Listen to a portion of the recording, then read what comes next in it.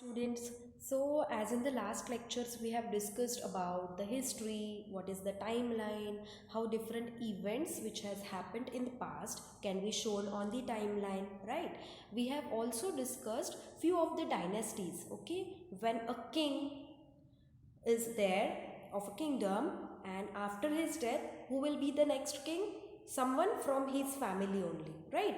So when the repetitive members of one family becomes king, members of one family, they become king one after the other, that is called as the dynasties. So we have seen that in India there are so many different dynasties, right, of the empire. So in this we have discussed about Maurya's dynasty, Chola's dynasties, Satvahana's dynasties and Gupta dynasty.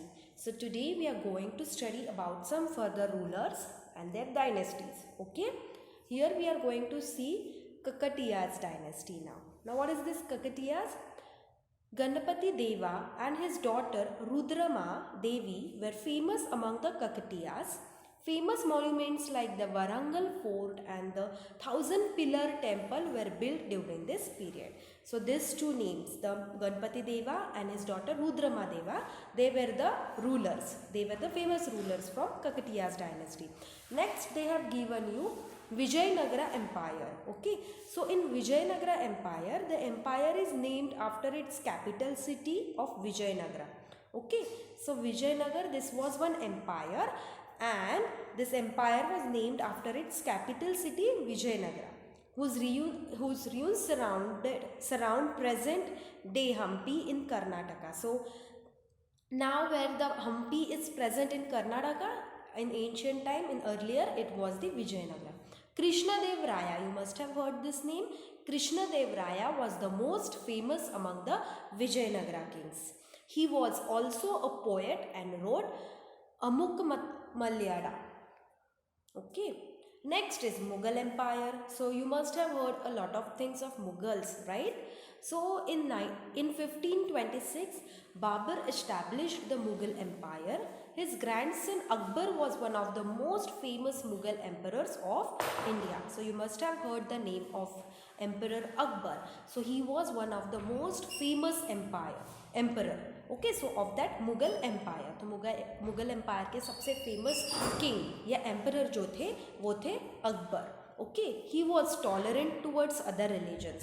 So unlike other rulers और unlike other emperors, वो क्या करते थे, दूसरे religions की तरफ उतने respectful नहीं थे, right? But Akbar, he was very tolerant. For him all religions were equal and he used to give respect to each and every religion. The Mughal kings were able rulers. Some of them had a great military talent while others were patrons of art and culture. Okay, so few of them were too intelligent and too strong. They had military powers. Few were very talented and intelligent. They were good in art, culture, etc. Okay, then comes the Marathas. So the famous king of Marathas, everyone know, it's Shivaji Maharaj. So Shivaji was a brave man who revolted against the Mughals and established the Maratha Confederacy. You are going to underline all these new words, okay? You have the meanings of these words at the end of the chapter.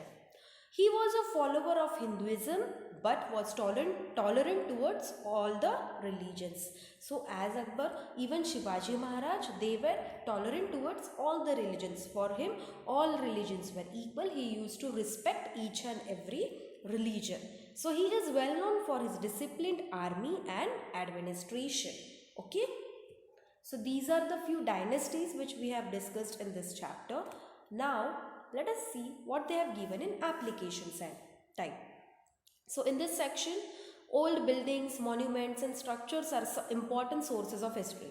As we have discussed earlier also in the last lecture, how you come to know history of a particular place because of the other material or monuments which are present, right? So different structures, sculptures, temples, forts, monuments, because statues, all these things you come to know that why that place is famous, for what that place is famous, what was the history behind that place, right? So few of those famous monuments they have given you here, we will discuss them. Okay, so let us read a few important monuments of different time and period. First they have given you Ashoka pillar. So Mauryan dynasty, it was from Mauryan dynasty. These were built by Emperor Ashoka to pass orders and messages to the people of his kingdom. Next one is the Brihadiswara temple. So this Brihadiswara temple, it is in Chola dynasty, okay. So built by Raja Chola I. This is one of the largest temples in southern India. So in South India, this is one of the largest temples. Next is Amravati sculptures. So Satvahana dynasty, it was given by Satvahana dynasty. So Amaravati stupa from 200 BC is one of the largest Buddhist stupas built in India. Next is Ajanta caves, which was by Gupta dynasty.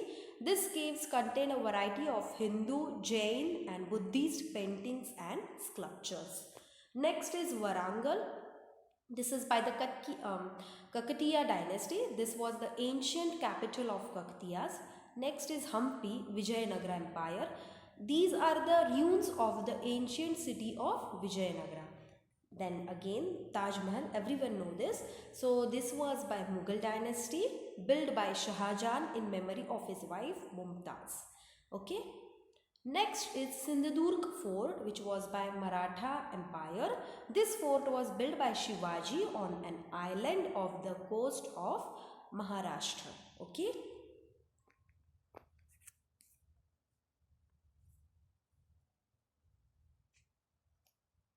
So now in higher order thinking skills, need to protect monuments. So as we have discussed about different monuments, you have seen how many different monuments they have given.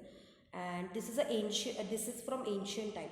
ये बहुत पुराने time से हमारे साथ आए हुए ये सारे मॉन्यूमेंट्स हैं. तो इट इज़ आवर ड्यूटी कि हमें इसे प्रोटेक्ट करना है ताकि हमारे फ्यूचर में भी सब लोग ये देख पाए, right.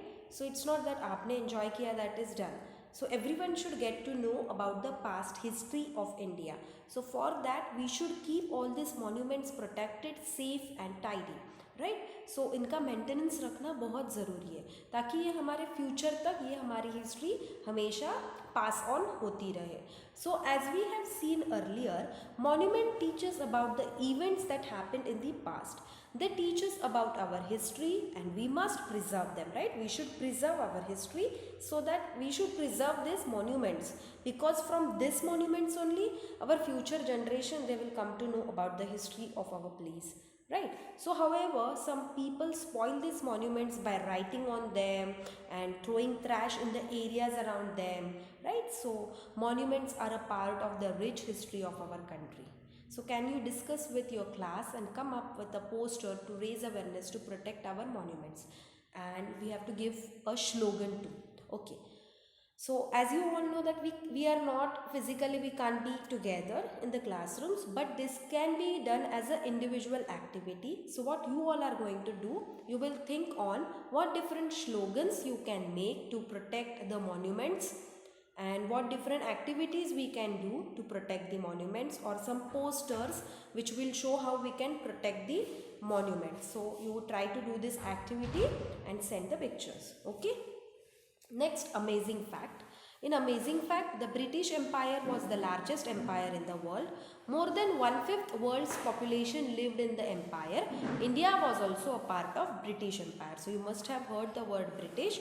So this British Empire, it was one of the most largest empire in whole world. They were ruling around whole world. Even India was part of that empire.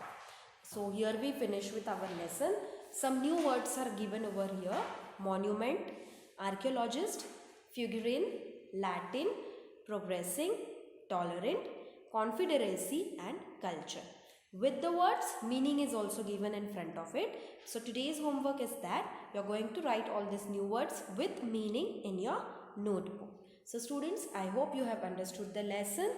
You're going to read this whole lesson and underline all the new words. Okay, thank you.